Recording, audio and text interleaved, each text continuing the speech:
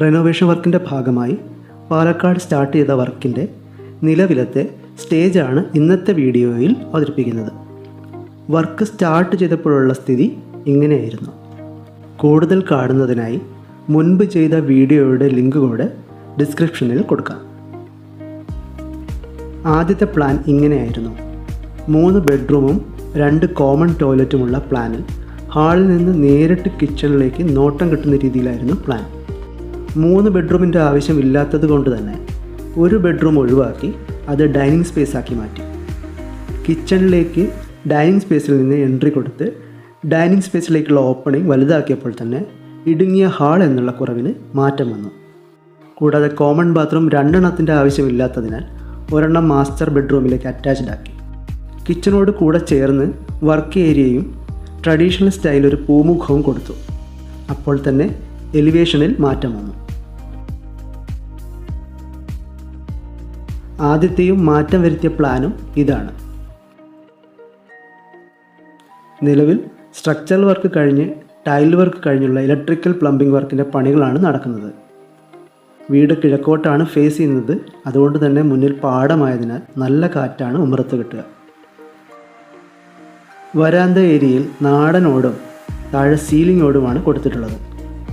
മഴയും മുറ്റം പണിയും ഉള്ളതുകൊണ്ട് തന്നെ ഫൈനൽ പെയിൻറ്റിങ് മഴ മാറിയതിന് ശേഷമേ ഉണ്ടാവുകയുള്ളൂ.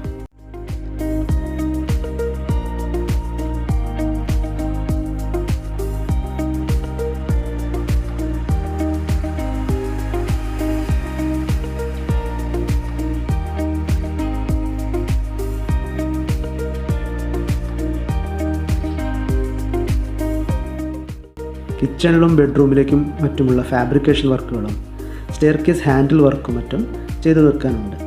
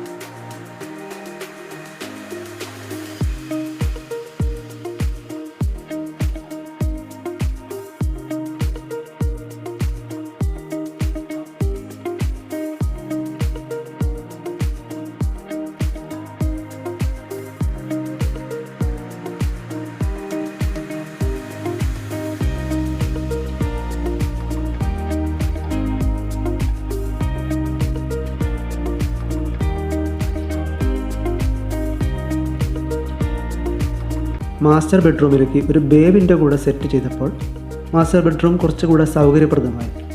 4x2 സൈസിലുള്ള ടൈലാണ് ഉടനീളം കൊടുത്തിട്ടുള്ളത്.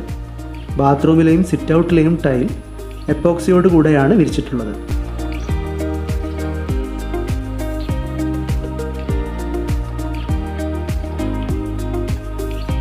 വീഡിയോ ഷൂട്ട് ചെയ്തിട്ട് 1.5 മാസമായിട്ടുണ്ടെങ്കിലും ഇപ്പോഴാണ് അപ്ലോഡ് ചെയ്യാൻ സാധിച്ചത്. അധികം വൈകാതെ കൂടുതൽ വിശേഷങ്ങളുമായി വീണ്ടും കാണാം. ബൈ.